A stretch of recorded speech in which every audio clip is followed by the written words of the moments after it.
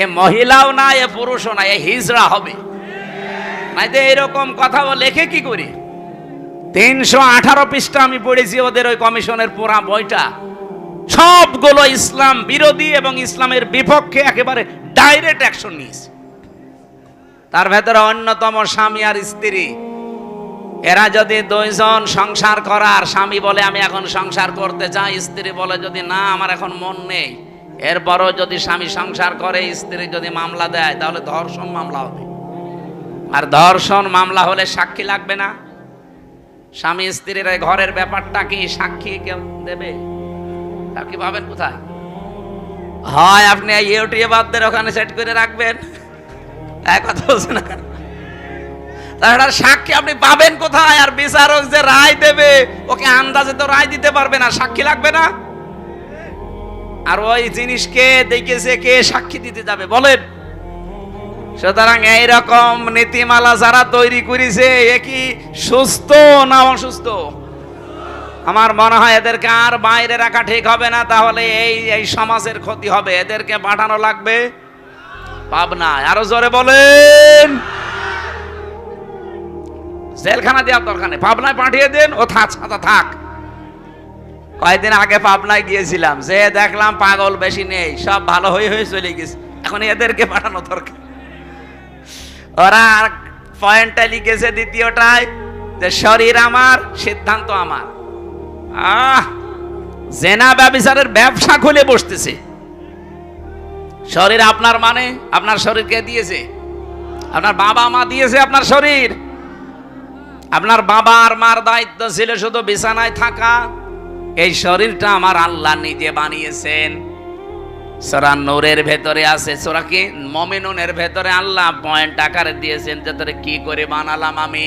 সুম্মা খালাকনান নুতফাতান আলাকাতান ফাখালাকনাল আলাকাতা মুদগাতান ফাখালাকনাল মুদগাতা ইযামা ইলা আখিরি আয়াত।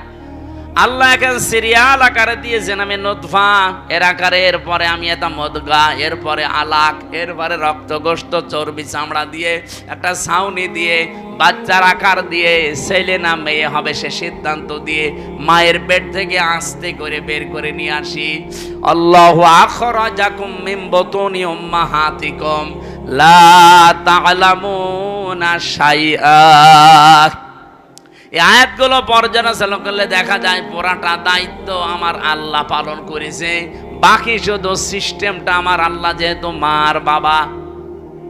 মার বাবার কাছ থেকে শুধু সিস্টেমটা একটু।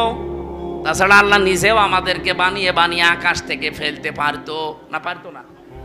আমাদের আদি পিতাকে ফেলে নাই, কথা বলেন না কেন? আদি মাতাকে ফেলে নাই। তাদেরকে যদি আল্লাহ ফেলতে পারে, এমনকি বাবা ছাড়াও আল্লাহ বানাতে পারে হযরত ঈসাকে, প্রমাণ তো দুনিয়ায় আছে। সুতরাং যারা এই পয়েন্ট লিখেছেন আপনারা কিন্তু স্বাভাবিক নেই। আমার মনে হয় তারা মেয়াদ উত্তীর্ণ গাঁজা খায়। মেয়াদ আলা গাঁজা খেলে তো এত নিছেন আমার কথা না, দেহ আমার, সিদ্ধান্ত আমার। আবার এক মহিলা লিখেছে ব্যানারে যে আমার চামড়া আমি দেব। ওরে শয়তান, এগুলো কি মানুষের কাতারে পড়ে? তৃতীয় নাম্বারে পয়েন্টে ওরা লিখেছে যে যৌনকর্মী যারা, তাদেরকে শ্রমিকের মর্যাদা দেওয়া লাগবে। আমার এই পয়েন্টটা পড়ার পরে মনে হচ্ছিল, আল্লাহ যদি বাংলাদেশে কোনো ডাকাত বলে, ইউনূস সাহেব আমাদেরকেও কিন্তু মর্যাদা দেওয়া লাগবে শ্রমিকের, কারণ আমাদেরও কষ্ট কম হয় না। ডাকাতি করা কত কঠিন, গাছ কেটে কাঁধে নিয়ে রাস্তায় ফেলে গাড়ি দাঁড় করিয়ে এত বড় ছুরি সামনে নিয়ে দাঁড়ানো লাগে। এখন বলছেন কেন? আমি তো নিজে দেখেছি, কয়বার ডাকাতের হাতে পড়লাম। আমার টাকা পয়সা আমি আগেই বের করে বলছি নেন। বলছে হুজুর আপনার টাকাও নেব, আল্লাহ মাফ করবে। আরে শয়তান, এত কষ্ট করছে আর বলছে আপনার টাকাও নেব, আল্লাহ মাফ করবে। তাই আপনার কষ্ট হচ্ছে না যে কত বড় গাছ, আপনার ঘাম ঝরছে কপাল দিয়ে। এখন ওরা যদি কালকে থেকে আওয়াজ তোলে যে ডাকাতি করতে কম কষ্ট না, আমাদের শ্রমিকের মর্যাদা দেওয়া লাগবে, এ পর্যন্ত থাকলেও কিছু বলতাম না, কিন্তু সমস্যা হয়ে দাঁড়াবে, কারণ এই শব্দটা পুরা হাদিসের বিরুদ্ধে, কোরআনের বিরুদ্ধে। আপনি দেখেন সূরা কসসের ভেতরে আছে, মুসা আলাইহিস সালামকে যেদিন শুআয়ব আলাইহিস সালাম উনি শ্রমিক হিসাবে নিয়োগ দেবেন, ওনার মেয়েদের ওই যে কুয়া থেকে পানি তুলে দিয়েছিলেন, কুয়া থেকে ওই বিশাল কুয়া থেকে পানি তুলে নেওয়ার সময় ওনার ঘাম ঝরছিল। মেয়ে দুইটা গিয়ে বলেছে, বাবা এরকম একটা শক্তিশালী এবং বিশ্বস্ত, আমিন বলা হয় কোরআনে আছে, আমিন, এরকম একটা বিশ্বস্ত শ্রমিক পেয়েছি, আপনি যদি নিতে চান তো উপকার হবে, তার শরীরের শক্তি আছে, আমরা দেখেছি 4-5 জন রাখাল মিলে যে ঢাকনা সরাতে পারে না কুয়ার, অথচ ওই লোকটা দেখলাম 1 হাত দিয়ে কুয়ার ঢাকনা সরিয়েছে। শ্রম দিলে মানুষের শরীর থেকে ঘাম ঝরে, এই ঘামের মর্যাদা এত বেশি। আল্লাহর নবী জানিয়েছেন, আল কাসিবু হাবিবুল্লাহ, যারা কাজ করে খায় নিজের হাতে, ঘাম ঝরায় শরীর থেকে, এরা আর সাধারণ মানুষ থাকে না, এরা আল্লাহর বন্ধু। কত ধনী মানুষের টাকা ব্যাংকে পড়ে আছে, ছাতা পড়ে যাচ্ছে, ও জানেই না কত টাকা আছে, ওই টাকাগুলোর কাছ থেকে নেন। মাত্র 1 লাখ যৌনকর্মী, এদের কর্মসংস্থান তৈরি করেন, দরকার হয় ওদের আলাদা আলাদা বিয়ের ব্যবস্থা করেন। এরপরে এই মানুষগুলোকে সেলাই মেশিন কিনে দেন, 2টা গরু কিনে দেন, 5টা ছাগল কিনে দেন। এই সমস্ত কাজ কারবারে নেই, ওনারা শ্রমিকের মর্যাদা দিতে চায়। যেই কয়জন কমিশনে আছে সবগুলো তিলক পরা আর টিপ পরা, এগুলো সব ওই স্বৈরাচারের দোসর, ওই খনি হাসিনার দোসর। এই 15.5 বছরে সব ওদের পক্ষে কথা বলতো, এখন হঠাৎ করে সুর পাল্টিয়েছে। আপনি সুর পাল্টান আর রং পাল্টান, কোরআনের বিরুদ্ধে আপনি অবস্থান নিয়েছেন। এই জন্য আমরা বারবার বলছি, এই কমিশনের রিপোর্ট তো দূরের কথা, ও কমিশনই দেশের মানুষ মানে না। এরপরও যদি বাধ্য করেন, আগস্টের 5 তারিখ কিন্তু শেষ হয়ে যায়নি, আবার আসতেছে। এই কথা বলেন না কেন? হাজারো আল্লাহর কোরআনের 13টা আয়াত ওরা ভুল ধরেছে। ভারতে আল্লাহর কোরআনের 26টা আয়াতের বিরুদ্ধে কেস দিয়েছে, আর এখানে অলরেডি 13টা আয়াতের বিরুদ্ধে ওরা মামলা দিয়েছে। মামলায় তো এটা, কারণ এর বিরুদ্ধে অবস্থান নেওয়া, কয়েকদিন পরে দেখবেন বলবে এটা বাতিল করেন, এটা আর মানি না।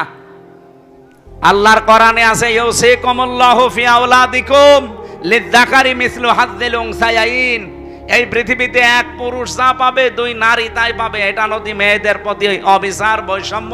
এজন্য এই আয়াত পাল্টাতে হবে। কত বড় ক্ষমতা আপনার! এজন্য ভুল বিবেক বহির্ভূত কোন কাজ যদি কেউ করে ফেলেন, আল্লাহর কসম, আল্লাহ কিন্তু ভুল বিষয় চাপিয়ে দেবে। তখন এই যে দাবানল চলবে, তখন ভূমিকম্প আসবে। আমি আর বাকিটা বললাম না। এই জন্য যারা দায়িত্বে আছেন, আহ্বান করে আপনারা এখনো আপনার বিবেকটা কাজে লাগান, নয়তো ভুল বিষয় চেপে বসলে তখন সামাল দেওয়া কঠিন হয়ে যাবে। আল্লাহ আমাদেরকে বোঝার তৌফিক দিন, বলেন আমিন। সূরা তাওবার 100 নম্বর আয়াত আমরা পড়েছি। আমার আলোচনার বিষয় হচ্ছে সাহাবীদের অনুসরণ। এটাতে কত বড় গুরুত্বপূর্ণ জিনিস আমাদের জন্য।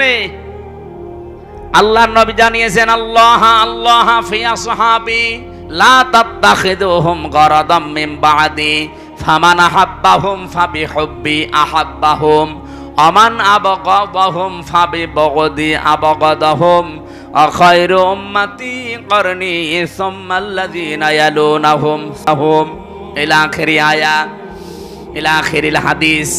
এটা হাদিসের ভাষা। নবীজি বলেন, পৃথিবীর মানুষেরা আমার সাহাবীদের সম্পর্কে সাবধান। আমার সাহাবীদের সম্পর্কে, আমার সাহাবীদের সম্পর্কে সাবধান আল্লাহর সাথে। এজন্য আমাদের এই জায়গাটা খুব সেনসিটিভ জায়গা। আল্লাহ এত বেশি প্রশংসা দিয়েছেন সাহাবা একরামের, যেহেতু আল্লাহ তাদের উপরে বলে দিয়েছেন, রাদিয়াল্লাহু আনহুম ওয়া রাদু আনহু, আমি নিজে তাদের উপরে খুশি হয়ে গেছি যেমন তারা আমাদের উপরে খুশি আছে। সুতরাং তাদের পথ অনুসরণ অনুকরণ করলেই আল্লাহকে সন্তুষ্ট এবং রাজি খুশি করা যাবে বলে আমরা কোরআন থেকে তথ্য পেয়েছি। ঠিক আছে, দেখছি এগুলো ওই সময় হয়নি। আপনাদের মনে হয় টাকা পয়সা ঈদগার কাজে লাগাবে, এখনো টাকা ওঠে নাই। আমার 2-3 মিনিট সময় চাচ্ছে, দেব? আজানের সময়টা আপনারা যদি যা এনেছেন দেওয়ার জন্য দিতে পারেননি, একটু একটু দিয়ে দেন। কই ভেতরের লোকজন কই? একটু তাড়াতাড়ি করেন ভাই, যারা দাও যে ভেতরে যাচ্ছে যান, খালি বের করে রাখেন, আজান হতে হতে ওরা বের হয়ে চলে যাবে। ওঠে কে বসেন।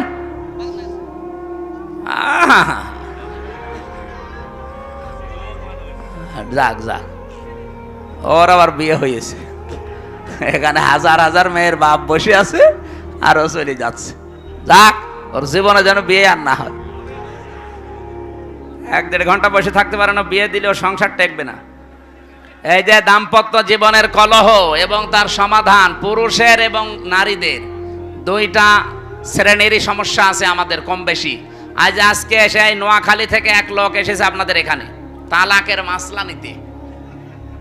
তালাকের মাসলা দুইটা আছে, তো ইমামদের মতামত আমি দুইটাই বলেছি, আপনি যেটা মানবেন মানেন। এই জন্য তালাক কেন হয়, স্ত্রীদের কারণে মানুষ কেন জেলখানায় থাকছে এখন এই যে 3 বছর, আমার মনে হয় 100 জনের 60-70 জন শুধু বোর কারণে জেল খাটতেছে। এই জন্য মেয়ে লোক থেকে খুব সাবধানে থাকবেন। পারতপক্ষে কোনো মেয়ে লোকের সাথে মোবাইলে কথা বলতে যাবেন না। কোন পানি কোন দিকে গড়িয়ে না আপনি মুসিবতে পড়বেন। এই বইটা এই গাড়িতে আছে, যাওয়ার সময় নিয়েছেন, কাজে লাগবে।